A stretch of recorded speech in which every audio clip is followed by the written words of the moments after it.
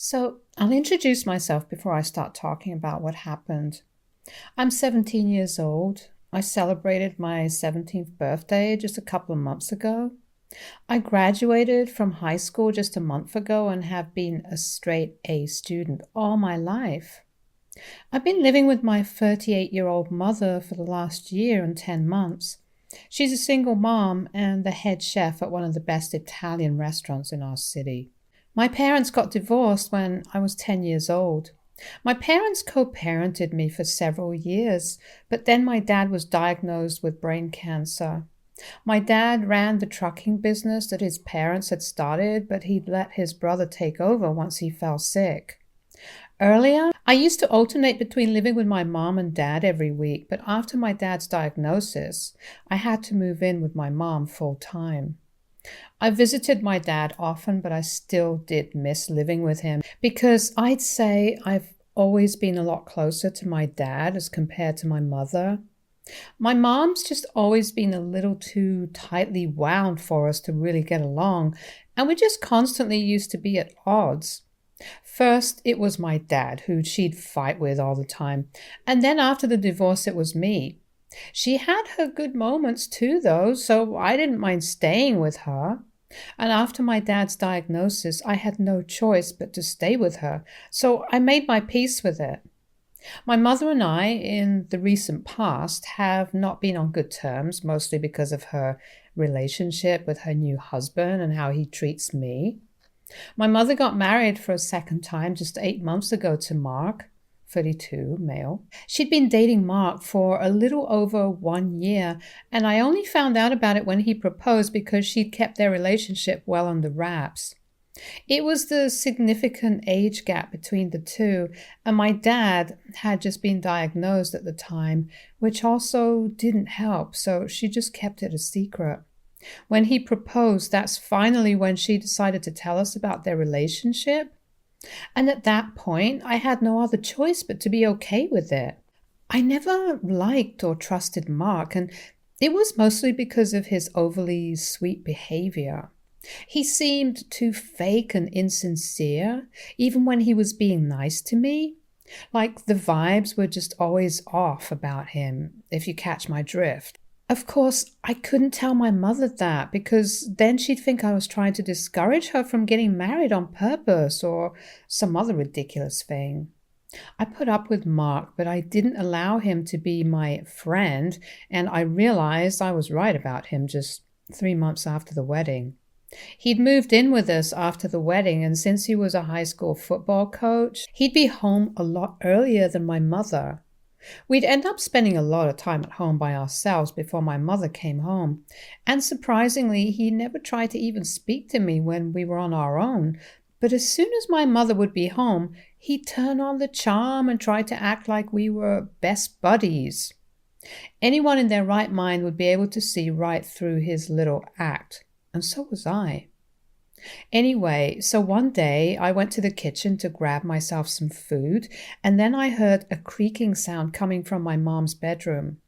Now, I knew that my mother had a secret locker under her bed that only we knew about, and kept the keys on her all the time.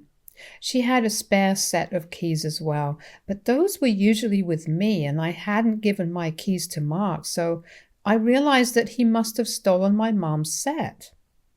The locker contained all of my mother's wedding jewelry back from when she got married to my dad, and a lot of other really expensive jewelry too. She also kept some spare bundles of cash stashed away in the locker for emergencies.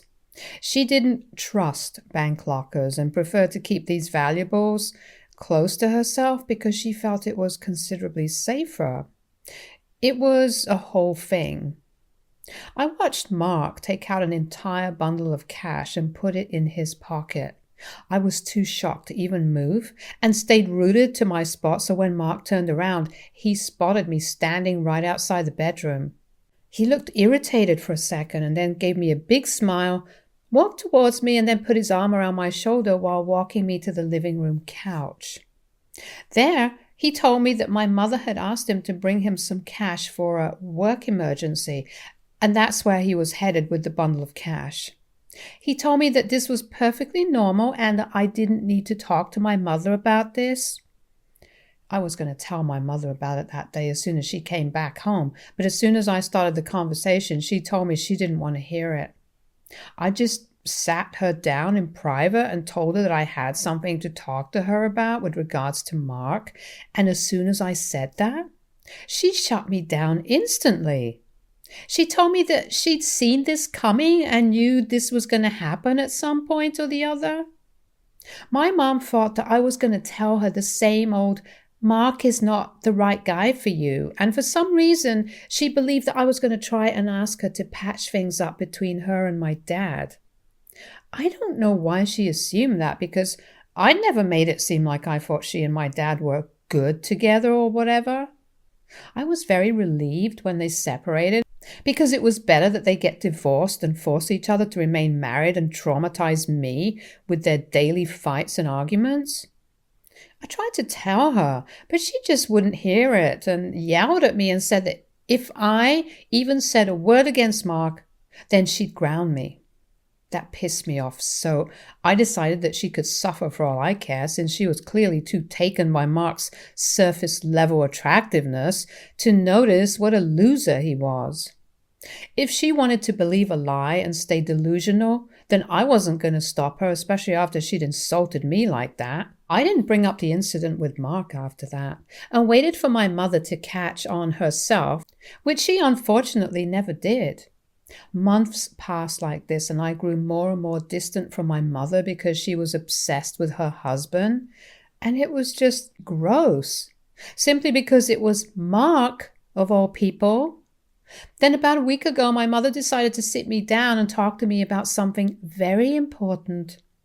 It was the weekend and Mark was out with his friends, so it was just my mother and I. My first thought was that there was bad news about my dad, but she told me that wasn't it and started to beat around the bush about irrelevant things. I didn't know what she was trying to get at, and so after some time I got fed up with her and told her to cut to the chase already. She blurted out that she actually wanted me to leave the house now because Mark had told her that he didn't feel comfortable around me and said that I made him feel safe and unwanted. Now, I knew that my mother was smitten with Mark, but even I couldn't have seen this coming, because kicking your own daughter out due to your husband's insecurity over practically nothing made no sense to me. I knew that Mark was afraid of me telling my mother about the locker incident, and also just generally scared that someday I'd force my mother to take her rose-colored glasses off and see him for what he truly was. But he didn't have any reason to worry, because after the way my mother had spoken to me when I tried to tell her the truth, she had made sure that I didn't say anything to her at all beyond that point. In any case, I was so bloody done with my mom that I didn't even bother to argue with her and just said, okay, then got up and started packing. My head was pounding with anger while I was packing, and I honestly wanted to wait for Mark to come home so I could punch him in the face. But then I found my mother's spare keys to the locker and had a better idea. I snuck into my mom's room while she was watching television in the living room, grabbed her bag, took out the keys, and then took them away. I also left a note in her purse saying that if she wanted to know where her original keys were, she could talk to Mark about it to make sure that he wouldn't get away with this scot-free. After I was done packing my clothes, books, and some other miscellaneous stuff that I'd need, I walked to the living room to say goodbye to my mother. She seemed surprised because she hadn't actually expected me to pack up and leave that day itself, which is also why she'd been watching television in the living room instead of helping me. In spite of the initial shock, she got over super quickly and hugged me goodbye. There was not a single tear in her eye, and neither did she seem unhappy about the situation. It was painfully evident that none of this seemed problematic to her at all. I left the house and boarded the bus that took me to my dad's house, which happened to be far away from my mother's place. It was about 2,000 miles away in the suburbs, which is part of the reason why I used to live with my mom. My dad was still undergoing treatment and had to be in and out of the hospital frequently. He lived with his brother who took care of him, and whenever I'd visit him, which was almost every week, I tried to keep the conversation light and positive so he wouldn't worry too much about me. I missed him, but I also cared about him and his wealth way too much, so I had never shared anything about Mark or my mother with him. Whenever he'd ask me how I was doing at home and how my mother and her new husband were treating me, I'd lie to him and tell him that it was all good. But now I couldn't do that anymore and had to tell him the truth about everything, which I did without any qualms because it was important for him to know this. I told him every single thing that had happened when I got to talking about the events of that particular day. My dad got so mad that his ears literally went red, which was the first time I had ever seen it happening. I was a little worried that he'd fly off the handle and that wouldn't be good for his health, but he managed to contain himself. Just to pacify him, I also told him how I'd taken the keys and the note that I'd left, which would ensure that my mother found out about Mark's thieving. That seemed to make him feel slightly better, and he told me that I was clever for doing that. My dad and my uncle then told me not to worry about anything and said that they were perfectly fine with taking care of me. The one and only reason they'd even agreed to let me move in with my mom full time was because they'd thought it would be easier and more convenient for me. But if this was the case, then they'd happily take me back. I was also much happier with my dad and my uncle, so I didn't really mind that my mother had sent me away. On the first day, I didn't hear back from my mother at all, and neither did my father. But the very next day, my mother sent me a video of Mark sobbing and apologizing to me for whatever had happened. He was begging me to come back because he'd realized that he'd screwed up by stealing from the woman who'd put her heart and soul into the relationship. My mother texted me saying that this video was supposed to be proof that Mark did feel guilty about whatever he had done and for forcing her to kick me out. My plan had worked, and when she'd noticed the missing keys and the note, she'd confronted Mark about it, and he'd been left with no choice but to come out with the truth. It was satisfying to see him crying, but when my mother sent me another text saying that she'd only forgive him if I came back, it stopped being fun and just got exasperating. She should have known that there was no way I was going back to that hell, where I was being treated like I was invisible all the time. I was either invisible or being treated like a burden, and neither of those two choices seemed like something anyone would want to pick from. And for my mother to even leave the choice to me was ridiculous because it should have been her choice to end that marriage and apologize to me for what she did. If Mark was the bad guy here, so was she, and probably even worse than Mark because at least he wasn't related to me. She, being my mom, had kicked me out for another man, and that was unforgivable. It wasn't just Mark who should have been apologizing, but she should also have been regretting what she put me through instead. She was treating this as some sort of sick game. I didn't understand why she'd left the fate of her marriage up to me to be decided, but since she had left it up to me, I chose to say that I wasn't going to come back and she had to leave Mark. In response to that, she sent me another video of a much calmer but still upset-looking Mark, saying that he understood where I was coming from, but he loved my mom and just needed one last opportunity to prove it to us. He sounded like he was on the verge of tears and was going to start begging me on his knees any moment now, and that made me feel bad, but I still wasn't convinced, so I said that my decision was final. To that, my mother finally replied saying that I was being way too harsh on both of them. Here were two grown adults trying to get me to forgive them and even putting their happiness and marriage at stake for my sake, but I didn't care about any of that and only wanted to push them even further away. I didn't know what to say to her, so I just ignored her text and didn't reply.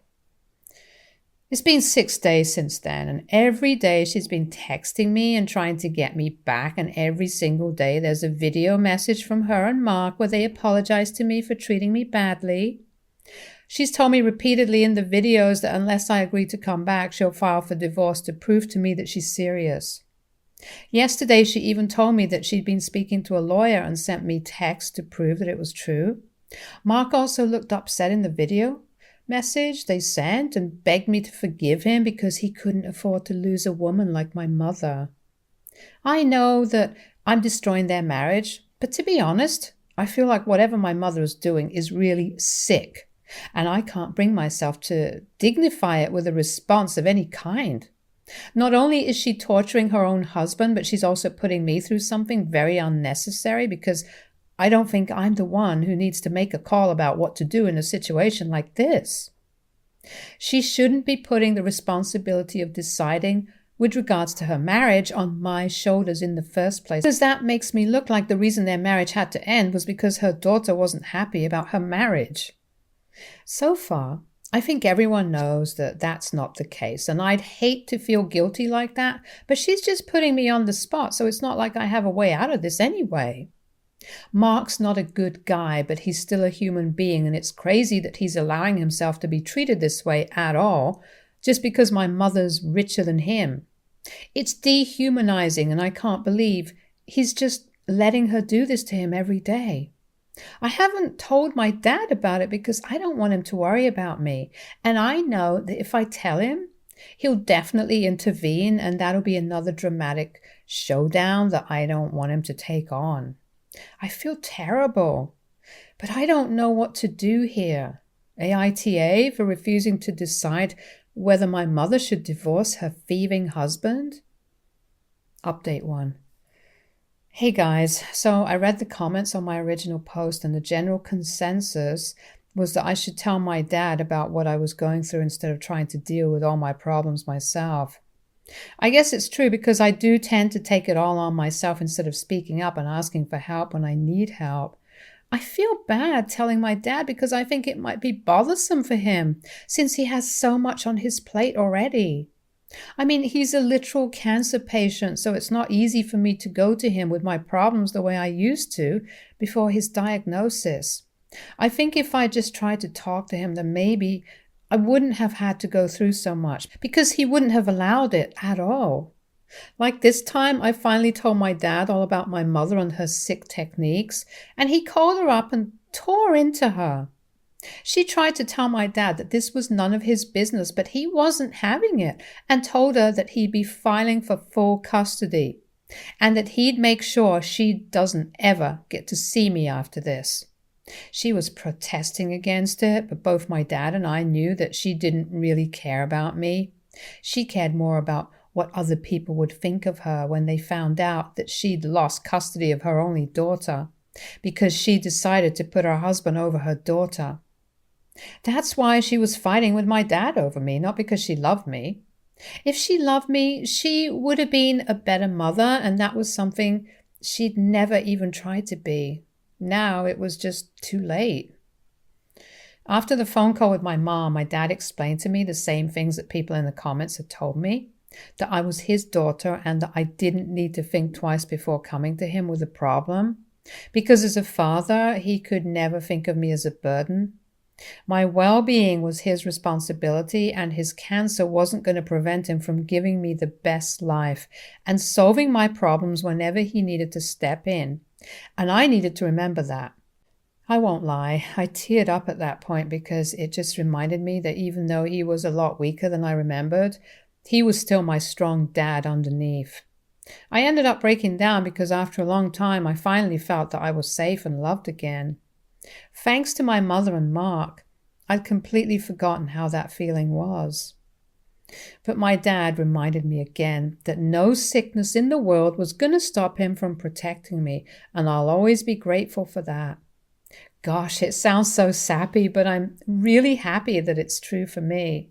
Update 2. My dad has filed for full custody of me, and my mom isn't going to get any visitation rights either.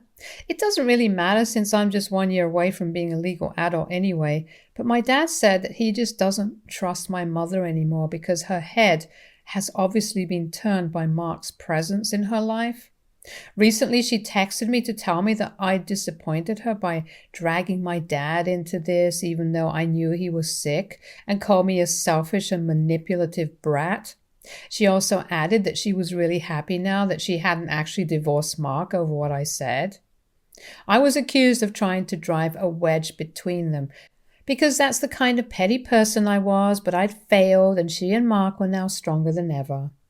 She would gladly give up custody of me because I don't deserve to be her daughter anyway. There were a couple of other really mean things she said, but I don't care. She can say whatever she wants. But it won't change the fact that she's the one who failed as a mother, and the reason she's getting so defensive now is because she knows it. My maternal grandparents have threatened to cut her off, but she doesn't even care about that. She's that crazy about Mark. I mean, I don't even know what to say about this woman. I've had my differences with my mother growing up, but this is just insane. She's beyond help if you ask me. At least my grandparents have tried to knock some sense into their daughter, but even that's not working. And if her own parents can't bring her back to her senses, then we're definitely not going to be able to accomplish that. My dad's been kind enough to allow her parents to still see me because they've never done anything wrong. I just wish she'd been able to take a leaf out of their book and learn how to have a good relationship with your ex, even after divorce. Because even my grandparents are divorced, and despite that, they've done their best to raise my mom to be a strong, successful woman. Now she's almost in her 40s, so they can't be held responsible for whatever she's up to now. Unfortunately, my mother failed on all fronts, as a wife, as a mother, and even as a daughter. Update 3. Hey everyone, it was a really bittersweet day today. My mother finally terminated her parents' rights over me, and I'm legally free from her now. I decided to accompany my father for the signing and saw her again today, probably for the last time in a while. She didn't acknowledge my existence at all and didn't even look at me. I didn't know how to feel, very honestly, and I still don't. Like, I'm sad, but I'm also relieved, I guess. I don't know. I just have mixed feelings about all of this.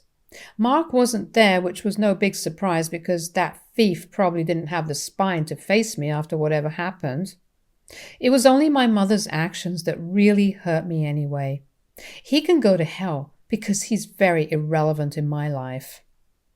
My dad and uncle took me out for dinner to make me feel better today, and that did cheer me up a little. 2 days ago, we also learned that my dad is getting better, and slowly but surely, there's definitely a real chance of him beating cancer. So if everyone could just pray for that, that'd be great. I love my dad, and at this point, he's my only parent, so I can't lose him. I just can't. My uncle's great, but he's not my dad, and nobody will ever be like him, ever. I don't know how much time I have with him, but I just hope that whatever time we have together is only good times and nothing else. Nevertheless, I hope you guys keep us in your prayers, and thank you to all of you who responded.